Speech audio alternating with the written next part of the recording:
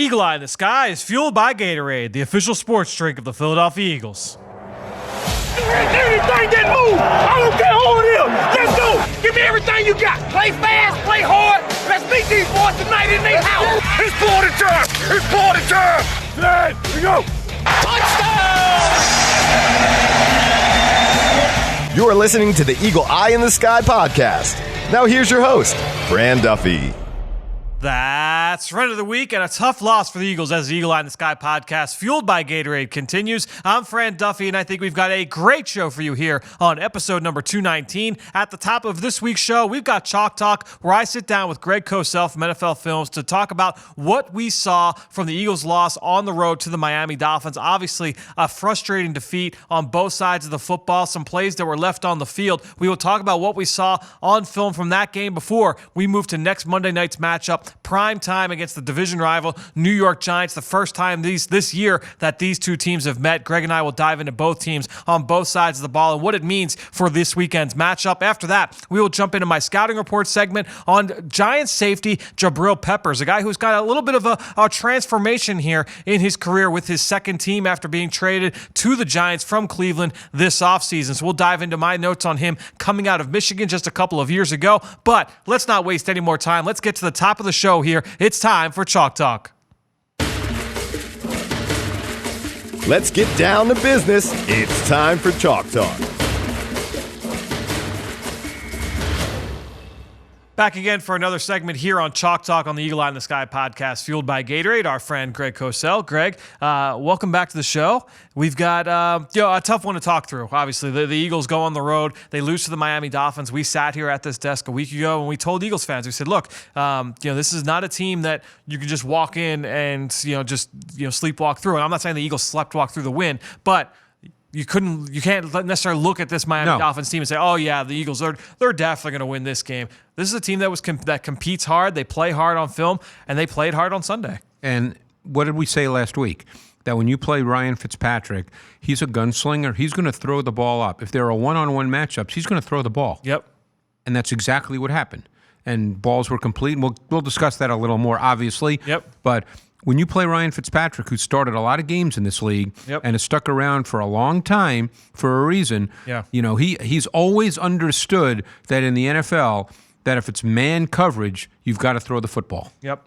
Yeah, I think that was certainly a trend, especially in the second half, last three quarters of that game. Let's start with the Eagles' offense, though. And obviously, a lot of people are going to say, okay, what did Carson Wentz look like in this game? I thought if you looked at it from the last 2 weeks to this week, it was certainly a step in the right direction. I thought he was much better in this game. I thought that, to take a quote from Doug Peterson over the last few weeks, he let the offense work for him a little bit better in this game, I thought. A lot more late in the progression throws where he got to the second and third read. That touchdown to Miles Sanders, the first touchdown of the game, he was the third read on that play. So being able to see him kind of get through his progression. I don't even know if he was a read. Well, yeah, right, exactly. It was literally on the backside. Right. Two-man route concept to the right, one over the middle, and he went to the check down, and he hit it quick enough that it was on target, and he was able to create yards after catch for a touchdown. But I thought Carson overall, he had some negative plays. Certainly had a couple missed throws in the game, which happened, and also a couple sacks they'd probably like to have back. But overall, I thought that he played fairly well in this game. Yeah, and he certainly played better than he had the previous 2 weeks. Yep. Made some better throws, still missed a few, as you said. The one thing that I'd like to see now, and again, we're not in his head, I thought there were a couple of throws to be made where he didn't turn it loose. And again, only he could tell you why. It's easy with a clicker when you're going back and forth 5, 6, 10 times, as we do. Right. And then we think we're really smart. But I would love to know why on a couple where the read was to that side of the field and it appeared that he was looking right at it, where he didn't turn it loose. Yep. And I can't answer that. Yeah. But he didn't. Yeah, there were certainly a couple that he would have liked to have back from that standpoint. I thought they did a good job of moving the pocket a little bit more. Yes, they did. We saw him on the run a little bit more in this game. And then I thought the return of Alshon Jeffrey, certainly he made a couple of big catches in the game. I thought there were a few too where those two certainly were on the same page. Right. The ball coming out early, Alshon being where he was supposed to be, and then coming through with some big catches in important moments as well. No question. Look, it's an offense, and this is what the tape shows. They run a lot of individual or what we call isolation routes. Yep. They got a lot of man coverage from the Dolphins. So when Which we expected. which we definitely expected. Yep. Given certainly Brian Flores' background with Yep. Bill Belichick. And I think when you run individual isolation routes, you're expecting your receivers to create some separation and win and present an opportunity for the quarterback to deliver the ball. That's what they do. Yeah, no, I think that when you look at Alshon, this was probably one of his better games from an execution standpoint. And I mentioned they were able to move the pocket a little bit more. I thought Miles Sanders ran the ball fairly well in this game. Continue to there are some where you can kind of see he's a little bit hesitant to kind of just really hit the holes at some times. There are still some times where he bounces a little bit quicker, but overall you're seeing him make steps in the right direction from that standpoint, because I don't think that's in his nature, I would say, to be that kind of, you say this all the time with Jordan Howard, that he's a sustainer, a grinder inside. That's not necessarily Miles Sanders' nature as a runner, but you see, him making strides in that area without question in contact. And I even made that note watching the tape that I thought he had some tough inside runs where there was a hole, or this time a crease or a crack more than a hole, and he saw it and he hit it. Yep.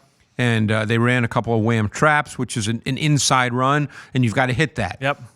That's not really a patience run, right, as much as, hey, hit it and get what you get. Yep. And they ran, I can remember 2. I can't remember if they ran more than 2, but I can remember 2. Yeah, they ran a couple. One of them picked up, I think, one picked up 9, yep, one picked up 5 that I remember. Yeah, and they ran one. The one that was for 5 could have been for more. It looked like there was a bust at the second level there as well. So I think when you look at Miles Sanders, you're starting to see some things in the right direction. Had some nice plays in pass protection as well.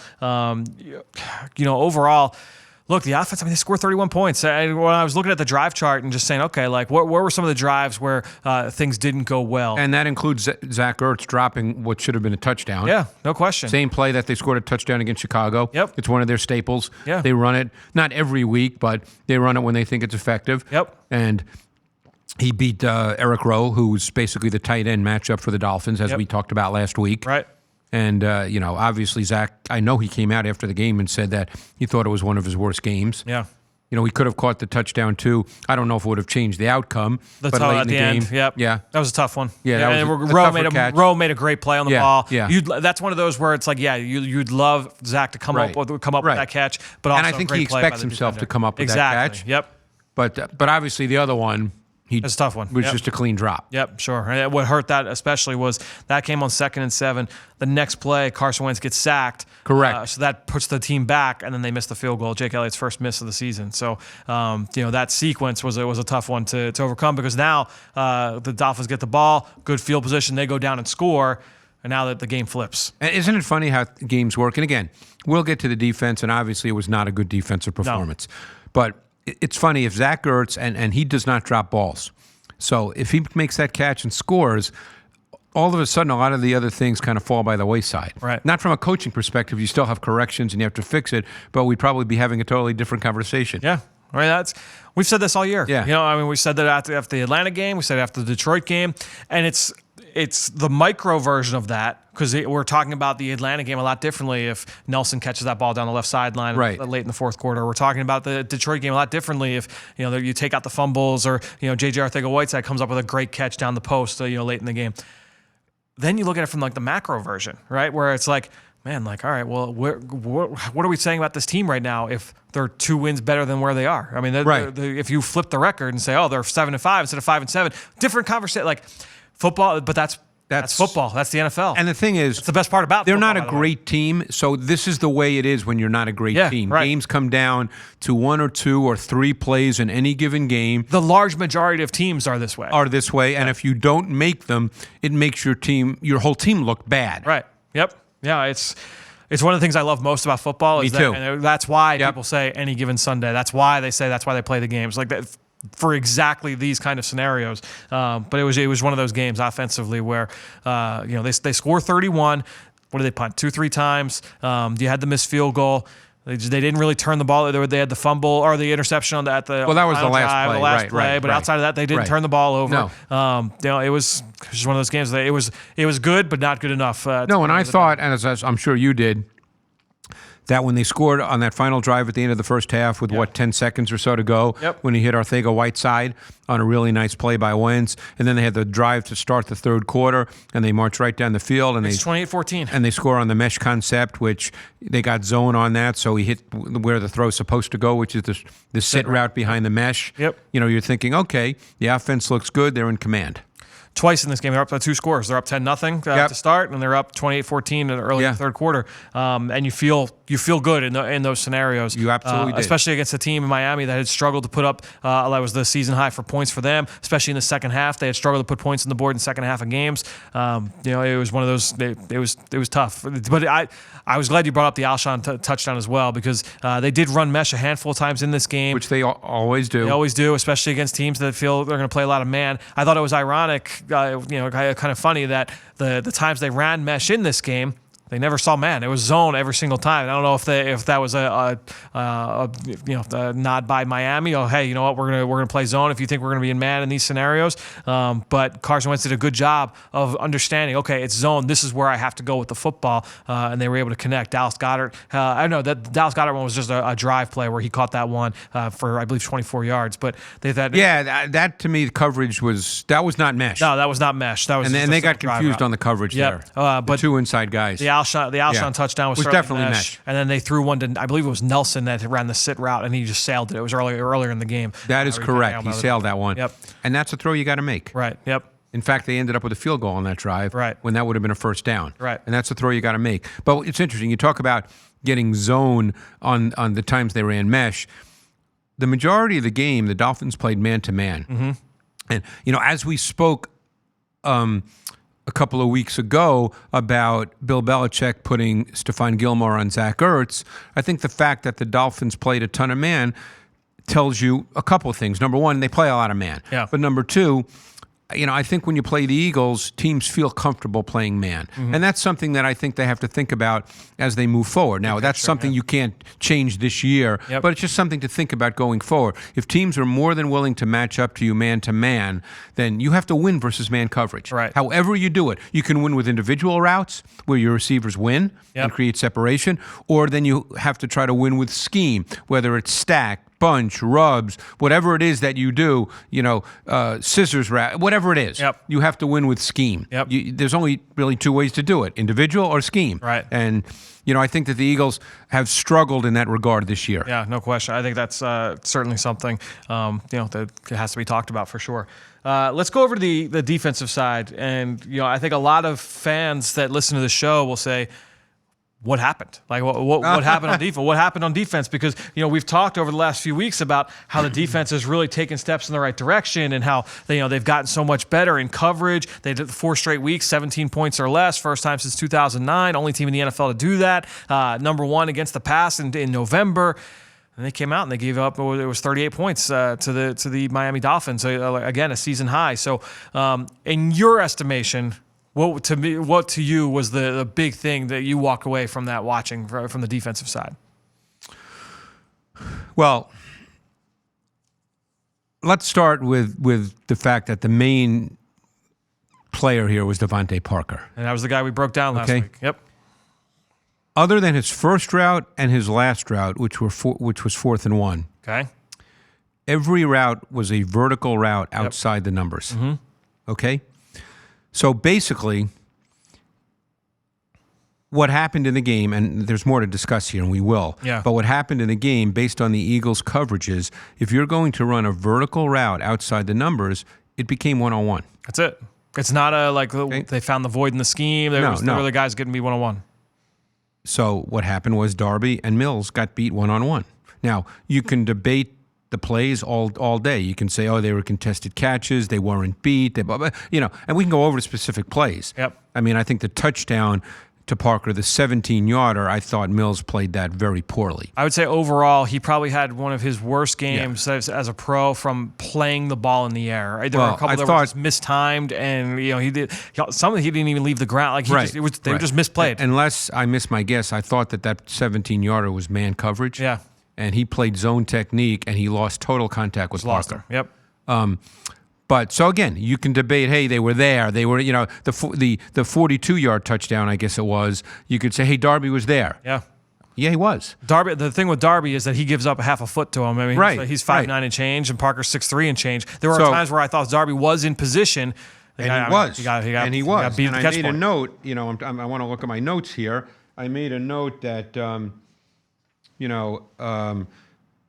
here's what you could say, okay? And again, this is not a knock on anybody, but the Eagles played a lot of single high, which left Mills and Darby on an island on vertical routes outside the numbers. That's the way they chose to play. Now, people are going to say, well, what should they have done? Really, there's only two coverages that theoretically you could play to help them, and that's 2-man and cover 2. Yep. They chose not to do that. Now they did. Final drive. Yeah. They went to it, but they played more split safety. Yes, more split safety. Yes. But I think the big thing is that's the way the Eagles have.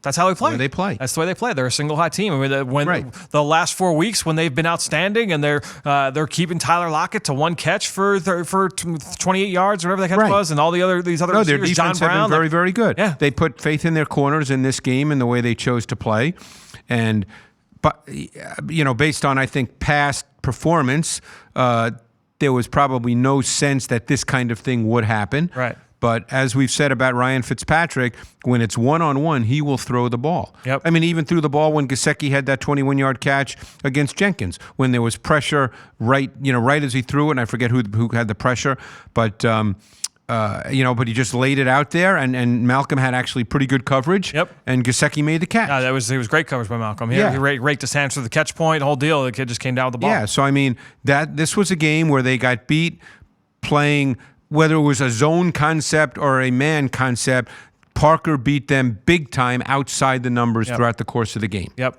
And it's a shame because defensively, from a front standpoint, I thought Derek Barnett. He had Cox. one bend and close, and it actually ended up being a completion because Mills and Maddox got confused in their communication and in their man coverage. But boy, I don't recall. I don't recall seeing Barnett quite bend like that. Right. That was really a positive. Yeah, I think when you looked at him. You saw Barnett go speed to power on that 2-point conversion. It was a sack. It's not going to go down in the sack as a stat book because it was a 2-point play. But you saw him go speed to power. You saw him win with his hands. You saw the flexibility. You saw Fletcher Cox win numerous times one-on-one. Flew off the ball in a couple of those and we plays. saw again that tilted front, the overstrong front with Bradham. Yep. There was one of the Parker plays, they did the same thing where Jenkins green dogged, but this time he took the wide outside path and he was just a step late, and it was a completion. I can't remember if that was the touchdown or just a big play. I think it was the big play. I don't think off the top of my head. I watched it this morning, so I'm not exactly sure. I think it was the big play, not the touchdown. Yeah, you're probably right. But yeah, I mean the first third down of the game, we saw the tilted front with no, Bradham it was the 43-yard TD. It was the touchdown. It was the 43-yard TD. Yes. Yep. Yeah, so that was a killer play because that kind of set the table for Miami the rest of the day, where ball's going to come out, Devontae Parker one-on-one, and kind of showed how aggressive they're going to be as well. They were 3 for 3 on fourth down, and that was a 4th and 4 play. That was a 4th and 4 play. You're right. So that was a bit of a killer. But no, first third down of the game, you mentioned we saw Nigel Bradham up on the line of scrimmage, create the one-on-ones. Josh Sweat wins. They ran the stunt on the backside. And Cox got in because the center came off to get whoever it was who was the one Barnett. technique. Yep, Barnett came around. Right. It was Barnett. Correct. So, because Cox was the one technique. Yeah, so it was... defense from a front standpoint, I thought those guys played really, really well. Tim Jernigan was really active. I know he had the 2 personal fouls, but and those were. No, I mean there were a couple times where they were real close. But Fitzpatrick just laid it out there. I mean, look, this game, we knew going in, this game was not going to be about the Dolphins' run game. They can't run the ball. No. That this game was going to be about Fitzpatrick. This is what we spoke about last week. Yeah. This game was going to be about Fitzpatrick throwing the ball to one-on-ones. I think I even said to you, and it didn't start out this way, obviously, but I said you got to be careful with Fitzpatrick. You could be down 14-3 before you know it. Now, the game didn't start out that way, but it ended up playing out that way. They scored 5 touchdowns and 5 straight drives. Correct. Without the kneel down at the end of the first half. Correct. You take that out, and they scored 5 touchdowns and 5 drives. Yeah. I mean, that's tough to and at the end of the day, if you're a coach, you can point out the good, just like we're doing, but at the end of the day, that can't happen with the Miami Dolphins. Right. Yep. No, it's a tough loss. It's a really tough loss. At the end of the day, if you're looking big picture, if you're an optimist and you say, all right, well, what does this mean for the team moving forward? It doesn't change much because of the Cowboys' loss on Thanksgiving. Right. The Eagles it just still doesn't control. give you a ton of confidence. That's the difference. Is and we said this on the post game show on Sunday night. Myself, Ike Reese, Amy Campbell were talking, and he said, "Look, you can't let Miami beat you twice. You go to you have New York next week, Monday night at home. If you come in and if this week's about self pity and like, oh, I can't believe we lost that game. Are we any good? Yada yada yada. That team beats you twice and you lose to the Giants, and now you're done. Now it's not looking good. Right. Unless Dallas keeps losing. No, you're done. So no, to me, it doesn't change what the Eagles still need to be able to win out. That's still that was the picture last night. 48 hours ago. That's the picture right now. But they have to be able to turn this around. It's a 3-game losing streak at this point. They've got to get back off that. But we transition now into this matchup. Let's talk about Eagles-Giants. And let's start with the Giants defense. James Betcher, because I think there's a lot to talk about with the offense that I want to hit you on, but I want to start with this defense and how it matches up with the Eagles' offense. It's another team, and correct me if I'm wrong, that will play a good amount of man, another team that will bring pressure from lots of different angles. Tell us about the James Betcher defense. Yeah, I mean, I think they've struggled a lot this year. Big plays. Way too many big plays. But, theoretically, that's what James Betcher wants to do. The problem they've had is they really haven't been able to rush the quarterback. Their outside pass rushers have been Golden and Carter for the most part. Right. They've worked the rookie in, and you can pronounce his name. O'Shane Ximenez. There you go, Ximenez. Yep. They've worked him in at times, but mostly it's been Carter and Golden. And Golden can be tough at times. Yep. Carter is still kind of figuring out how to brush the quarterback in the NFL. He's in his second year. They sometimes use him as a joker, move him around, because that's what James Betcher does. And that's what he was at Georgia, kind of, in terms of how he was used, he was moved around. And it's funny, I remember when Mel Tucker was the defensive coordinator at Georgia before he took the head coaching job at Colorado this past year.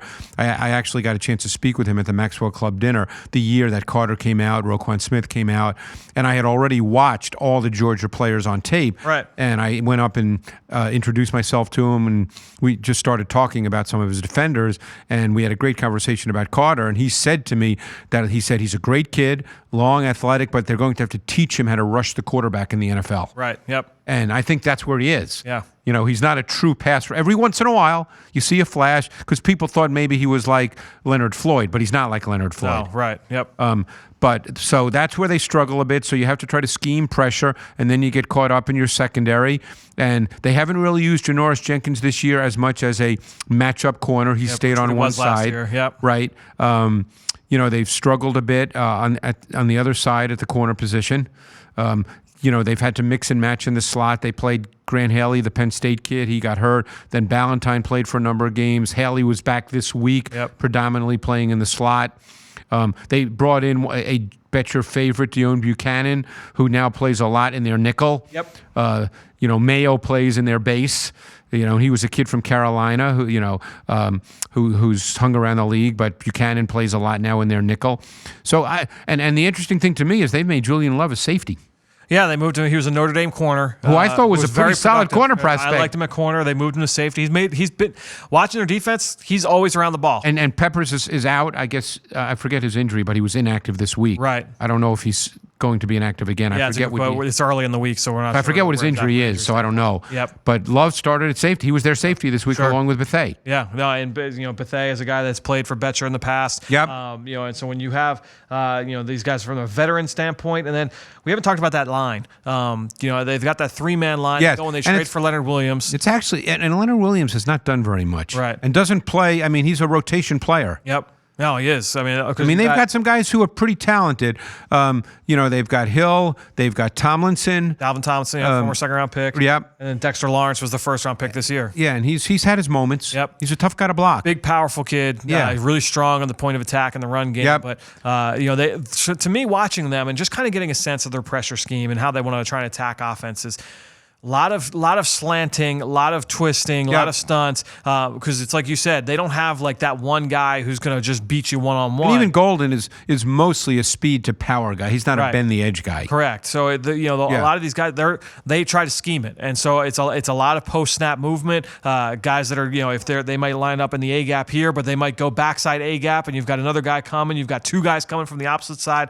A lot of different stunts and twists with this team from a blitzing standpoint. They'll send guys from the second level and third level. We've seen some AAA gap blitzes from them on film. So, it's going to be another homework game from a pressure standpoint for the Eagles offensive line. And again, what I'm struck by is the fact that this team gives up a lot of big plays. So now, to me, if you're the Eagles, your game can't be solely predicated on all these quick game throws. You're going to have to try to take some shots. Right. Because the shots are going to present themselves. And I think you have to be prepared for that. Yeah, it's an offense that they're giving up more big plays than anybody in the NFL. If memory serves, I don't have the stat. Yeah, I don't have the number, but they're right there. Yeah, they're right there. And the thing early in the season in particular, and it still happened on occasion, but early in the season it really happened a lot. There were a lot of assignment mistakes, a lot of busts. Yep. No, they've got a young secondary. I mean, when you look at obviously, they've got the veterans. We talked about Janoris Jenkins and Bethea, but Jabril Peppers, his first year in the scheme, and he's only a third-year player. Julian Love, a rookie. Corey Ballantyne's a rookie. DeAndre Baker's the starter at left corner. He's a rookie. Sam Beal, he's in his second year, but essentially a rookie because he missed. He and Baker are starting to share snaps, which tells you which the tape tells you Baker's had a very up and down year. Yeah. And I think he's going to turn out to be a solid player. Right. And my guess is if they like both, that Beal and Baker will end up being their corners because Janoris Jenkins probably won't have a lot of years left. Sam Beal, for fans, he's Western Michigan. Yep, supplemental draft. I studied him on film before that supplemental draft. He was pretty good. He's long. He's athletic. He's fast. I mean, he's I'm trying to think of a comp. It's tough because he's long and fluid and athletic. He's a toolsy prospect for sure. The touchdown, they gave up a touchdown this week to Green Bay where he got completely turned around by Devontae Adams down in the high red zone. But no, he's very toolsy for sure. Trying to look at the rest of this group. Alec Ogletree, we kind of know the book on Ogletree at this point. And then that we mentioned that defensive front. So that's the defense. Let's go over to the offensive side because there are certainly some things to talk through here. I want to get your thoughts on Daniel Jones and what you've seen from him so far in his 8 games as a starter or whatever it's been at this point. I would say there's more positive than negative, but he's up and down. Yeah. And don't forget, they've gone through a season without a lot of weapons. They don't have many weapons at all. No. Especially with Saquon has been in and out of the lineup. Correct. And Ingram's been in and out of the lineup too. Yep. And Shepard was banged up early in the year. Right. Yeah, he faced the concussion issue. The protection's been spotty. Yep. But I think there's been more positive than negative. I think he throws a good ball. I think there's a firmness to him in the pocket. He's willing to stand there and deliver the football. Yep. And to me, that's still a positive in the NFL. So we played the Vikings the week after they played them. And I believe that was his first start. So I remember watching and thinking, I'm watching the Vikings defense, but I want to keep an eye on Daniel Jones.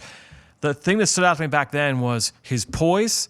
I thought he was really tough in the pocket, and he was accurate from the pocket. Yes. Even under he's an pressure. accurate thrower. Yeah. And I think over the course of the season, I would say he showed a lot of traits that lead you to believe he could become a good player. Yeah. Now, those traits come and go for many different reasons. Right. But I think he's shown pocket movement. Yep. I think he's shown awareness of the rush. I think he's shown poise and composure in the pocket. I think he's shown the willingness to make late in the down throws. I think he's shown the willingness to turn it loose. Yep. I think there's a lot of traits that you look at and say, this guy has a chance to be a good player. Yeah. Now, he's mobile, but to me, he's essentially a pocket player. In other words, he can make plays with his legs. Yep. But he's not in the Deshaun Watson mold or that kind of player. Right.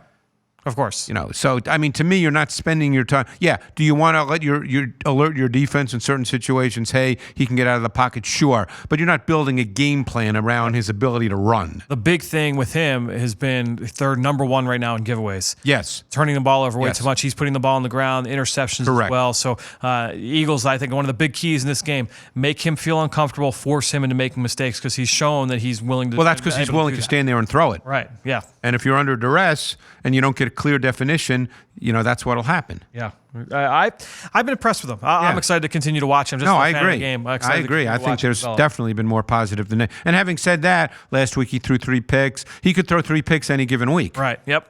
Well, that's And where and we're you at. know, in the defensive back room, they're going to be saying, "Hey, he's going to throw it to us," and you got to feel that way. Right, and you got at any given point it could happen. Right. Any area of the field, red zone, middle of the field, backed up scenario. Let's get to Saquon Barkley.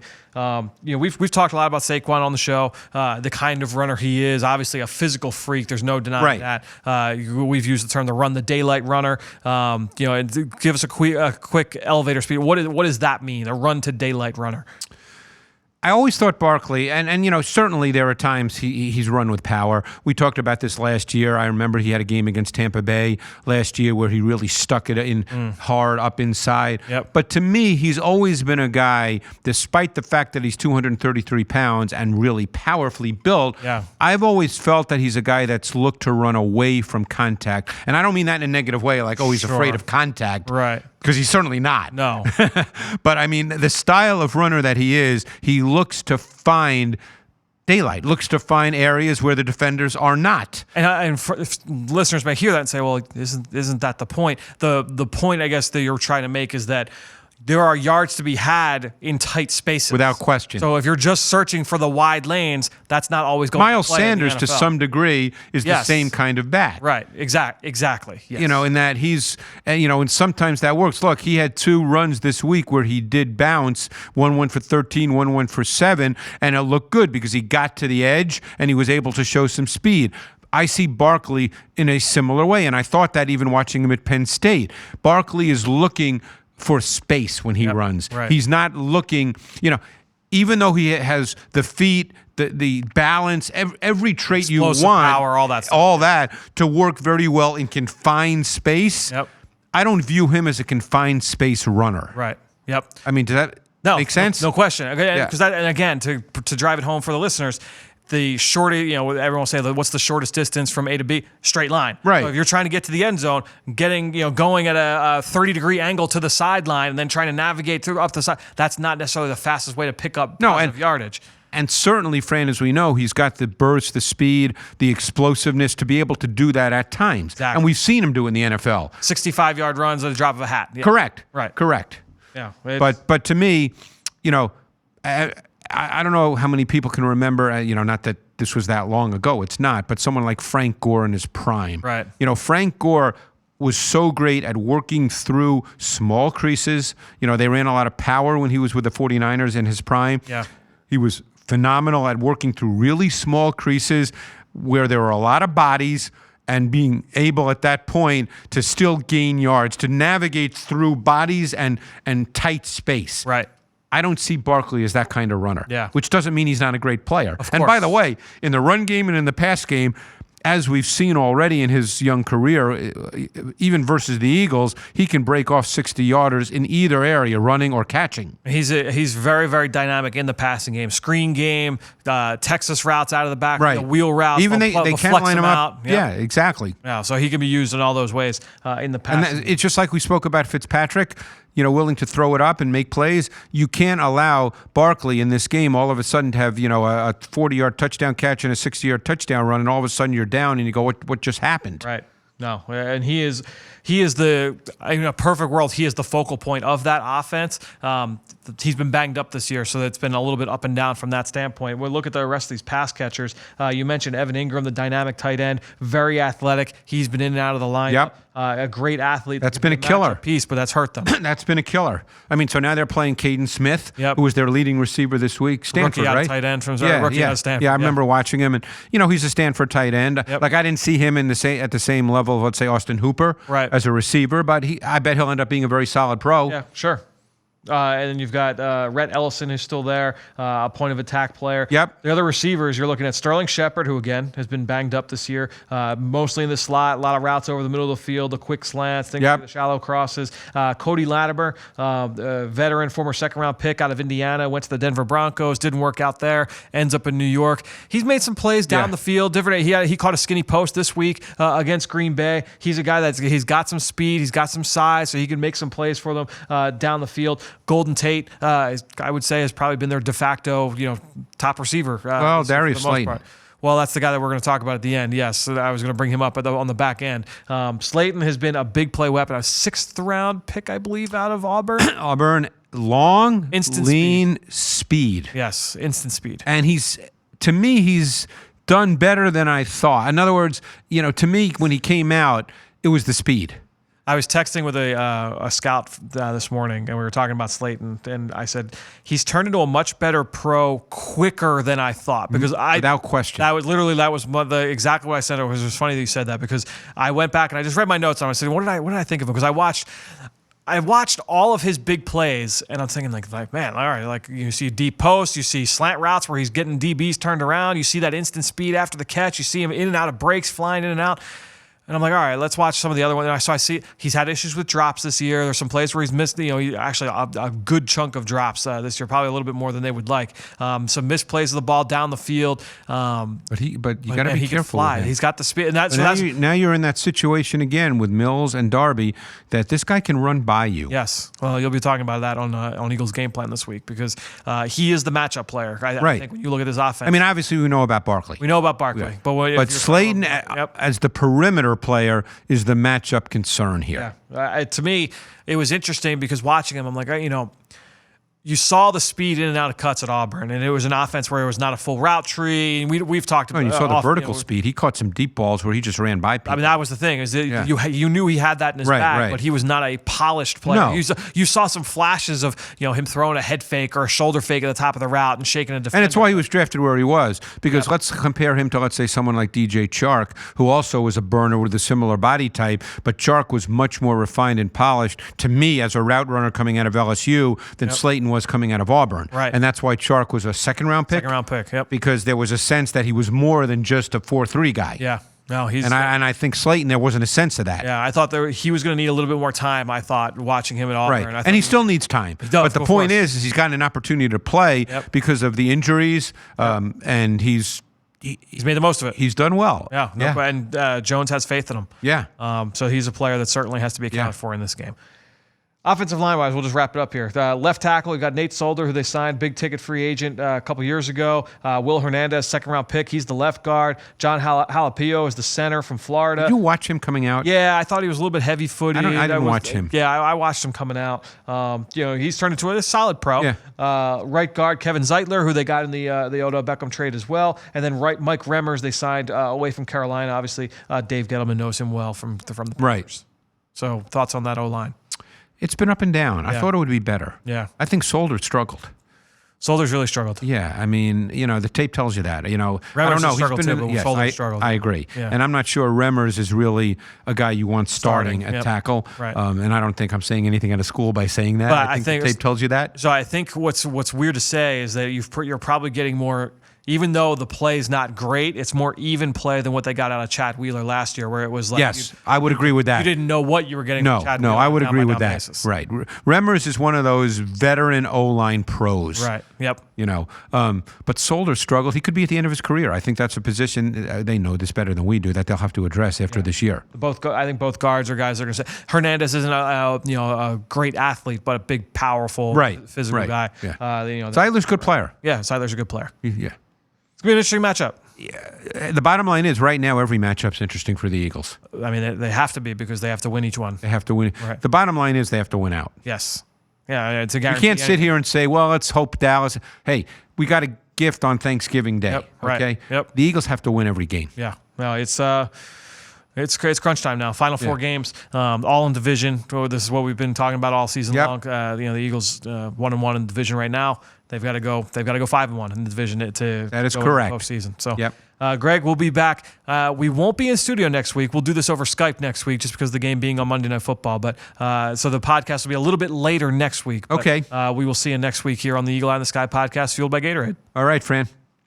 Great stuff from Greg, and you could follow him on Twitter just like I do, at Greg Cosell. And while you're at it, I'm at FDuffy3. That's where I post all the podcasts I'm a part of and all of our X's and O's content that we produce at PhiladelphiaEagles.com. And you know how much I appreciate everybody that promotes this show on every form of social media. But that's one way to support the show. The best way, the top way, is to go onto Apple Podcasts or Stitcher, wherever you listen. Leave us a rating, leave us a comment. I want to give a shout out to a couple of people who did just that. First, Tom Tom L339 left a 5-star review saying thank you for the show, giving him a whole new way to watch NFL games. So Tom, really appreciate the love there, appreciate the rating and the review. And then lastly, Richard left a 5-star review with a question.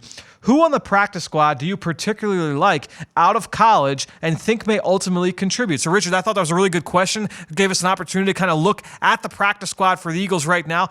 I was actually surprised. I've actually watched a good amount of these guys from when they were in college. So let's just kind of buzz through really quickly. At quarterback, you've got Kyle Lauletta, former mid-round pick, actually, ironically, of the New York Giants out of Richmond in 2018. This was a Downingtown kid, grew up in Exton, PA, so very close by here to South Philadelphia. Accuracy, anticipation through the roof. Really liked those traits with him coming out. I thought he was one of those accurate passers in last year's draft. The arm strength, the physical tools weren't all that great. I know he had some issues with the Giants, and that's ultimately why he got cut after his second camp. But this is a guy I thought had some ability, especially from an accuracy, a timing and rhythm, anticipation. A lot of those things I thought really stood out with him on film. I thought there was a lot to work with there. Running back D'Angelo Henderson, coming out of Coastal Carolina in 2017. I did not study him. Short, ran 4.43 at the combine, but a 1.53 10-yard split, which is a really impressive number for a running back. So that kind of showed off that gear that he's got, that short area burst. But I did not study D'Angelo Henderson at Coastal Carolina. Robert Davis from Georgia State, same draft class at wide receiver. I did study Robert Davis. He went on to become a draft pick of Washington, a late-round pick, stuck around there, either on the bottom end of the roster or on the practice squad for a couple of years. Now is here on the practice squad. And I was pretty intrigued by this kid coming out of college. I thought he would be a really impressive developmental player, a guy that you can kind of stash away and work on because he was 6'3". He ran 4.4 flat at the combine. That speed showed up on film. Big-bodied kid who can run, but you just needed to see a lot more in terms of beating press coverage, cleaning things up as a route runner. There was a lot to work with there from a tool standpoint, but a lot of refinement was needed. So I haven't studied Davis, obviously, since he's been here, but a player that in college I thought had a lot of intrigue. Marcus Green, he's a rookie. He just came out in this most recent draft class out of Louisiana Monroe. I didn't study him last year, but very dynamic wide receiver return specialist. Was one of the finalists for the Paul Hornung Award as one of the most versatile players in college football a year ago. So certainly it's something on his resume to keep an eye on. I did watch, though, a couple of years ago, Pitt tight end Scott Orndorff, who's now on the practice squad. Size, speed guy, 6'5". He ran pretty well. The game that really stands out to me, Pitt went on the road. I'm pretty sure it was on the road, and they either upset Clemson or they came really, really close. I'm pretty sure they upset them, and all I remember was Scott Orndorff catching multiple shovel passes, going right through the teeth of the Clemson defense and showing off those wheels, that extra gear that he had. I thought he was a pretty well-rounded player at Pitt, just a guy that needed to kind of put some things together, get a little bit better as a route runner. I remember he had some drops issues as well, but his size, speed profile I thought was really intriguing. So I remember that from watching him at Pitt. Sua Opeta was here all summer during training camp. I did watch him as well out of Weber State last year. Really athletic kid, just needed to get stronger and more powerful. That was something I noted. I thought he would need a little bit more time to develop. Eagles obviously giving him that opportunity to develop here. Keegan Render out of Iowa last year. I did not study him during his college career with the Hawkeyes. Bruce Hector is down on the practice squad. We know Bruce Hector at this point. He played most of the year last year on the Eagles active roster out of USF. As a rookie, active player, stout, had the ability to rush the passer as well, but I liked him more against the run. We kind of know what Bruce Hector brings if you've been watching the Eagles now over the last couple of years. And then lastly, Chris Johnson was just added to the practice squad last week when the team promoted Josh Perkins.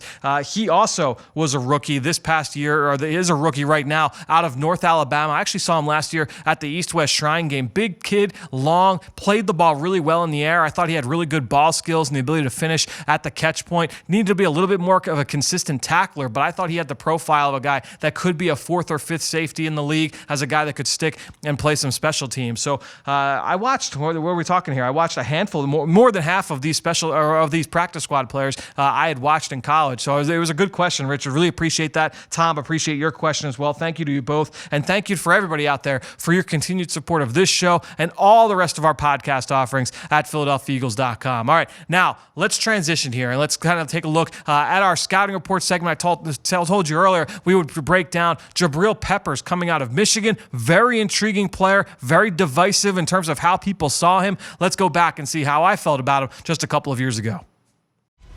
Dim those lights. We're headed to the film room for the scouting report. All right, so like I said, Jabril Peppers, a very divisive player. You know, I just said it just a second ago.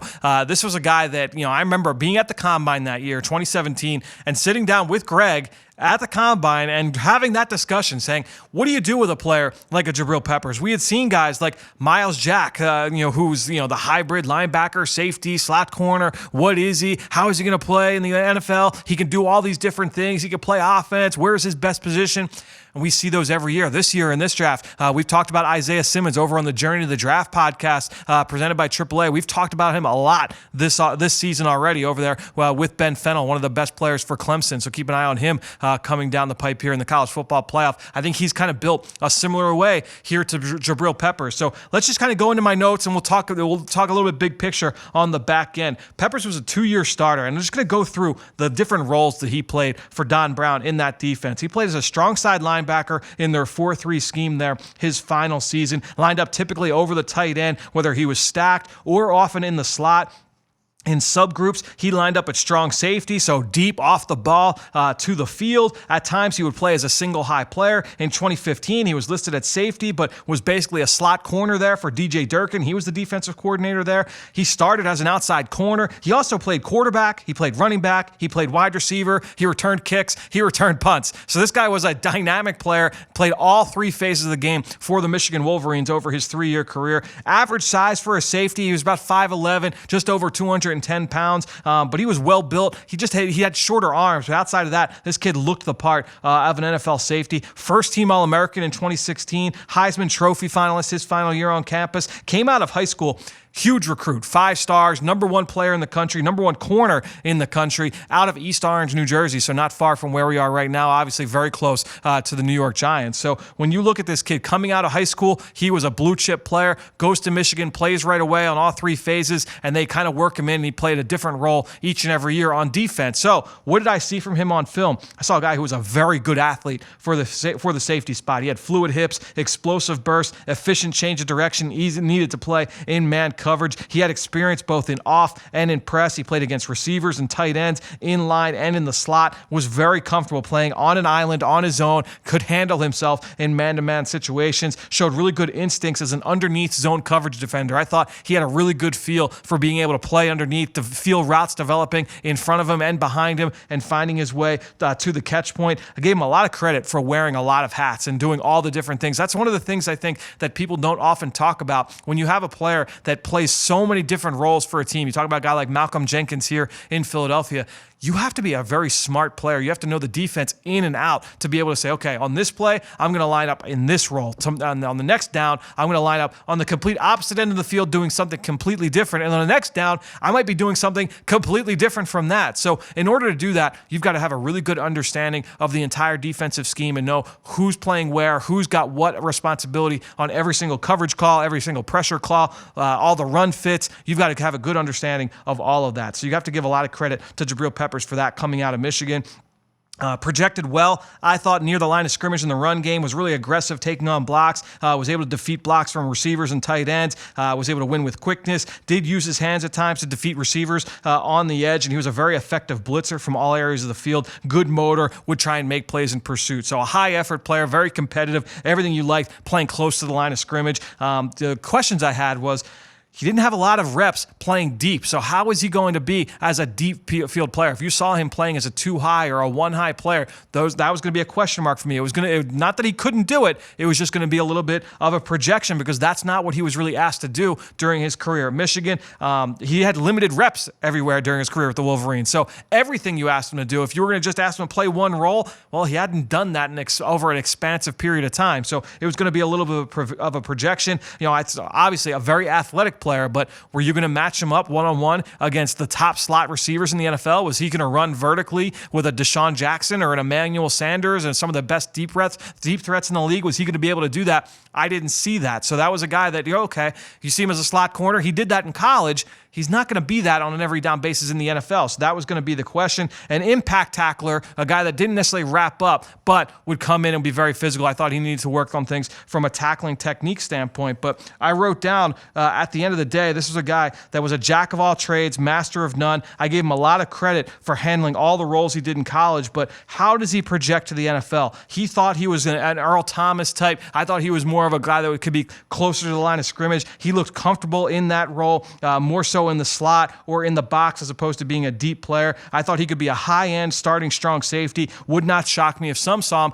as a linebacker down the road. Now, what do we see here a couple years later, right? A couple of his first 2 years in Cleveland, he was played as a deep player and was mostly ineffective, and that's why Cleveland felt that they could part with him. Even though he still had upside, they still dealt him in that trade for Odell Beckham Jr. with the New York Giants, and the Giants get him. How is he being used? Mostly near the line of scrimmage, and that's where he's made most of his plays. You see him in the slot, you see him matched up on tight ends, you see him in the box, you see him as a blitzer, playing underneath zone coverage. He's made a number of big plays so far this year. One of my questions I had with him was ball skills. You do see him being able to impact the catch point. He's had a number of forced fumbles this year in all areas of the field, so a lot of really good things from Jabril Peppers on film. And I think ultimately, when you talk about defensive players, because offensively, it's everyone talks about positionless football, and you can put a guy, if he's a running back, but you can line him up out wide, you can put him in the slot, you can do all these different things. Defensively, you have to understand, okay, what is this guy going to do for us on our base defense? All right, well, we go to nickel. What is this guy going to do for us in our nickel or our dime? How is he going to impact sub-package? Because we can say that a guy in college, he did everything. All right, but what of those skills is going to project to the NFL? What is he being asked to do in college? How does that project to the NFL that we feel confident he can execute that role? When I looked at Jabril Peppers, he played in the slot against receivers in college in the Big Ten against Wisconsin and Iowa and Northwestern and Ohio State. That worked fine there. I didn't see a guy that, he's going to match up with slot receivers every single down in the NFL. Match up with tight ends, match up with backs, absolutely. I thought he would be kind of the prototype for the new age strong safety. And I think when you look at strong safeties in today's game, you need to be athletic because he ran 4.4. He was a great athlete. I would say, he could play corner, he could play free safety. But when you look at his skill set, this was a guy I thought had a really good idea of how to play close to the line of scrimmage, get after the quarterback, defend the run. He knew how to navigate himself through contact and play in traffic. This is a really, really intriguing player and a guy that obviously has found a home in New York. They're using him in a really, really smart way. He's been very productive, much more productive than what he's done in Cleveland to start his career. So Jabril Peppers, a very interesting case study, and it's just something to keep in mind, not just for safety linebackers, but for every position in the NFL. It's not about what you did in college. It's about what you did in college that projects to the NFL. What can you do for your future NFL team? It's not about what you did. It's about what you can do moving forward. The tape can tell you some of that. Everything else obviously plays a part into that picture. I mentioned there's guys like Isaiah Simmons from Clemson in this class, other players from around the country that have that similar kind of skill set. It's going to be very, very interesting to see how those guys are used moving forward. All right, that'll do it for this week's episode of the Eagle Eye in the Sky podcast, fueled by Gatorade. Thanks so much to Greg Cosell and all of you out there listening, whether you're on Apple Podcasts or Stitcher, Spotify, Google Play, everywhere, wherever you listen. Thank you. And again, one last time, just go leave us a rating, leave us a comment wherever you listen. It just helps promote the show and boost us up the rankings a little bit as we get closer and closer to the end of the regular season here in the NFL. All right. That'll do it. We will see you next week. For everybody here at the NovaCare Complex, I am Fran Duffy. We'll talk to you next week.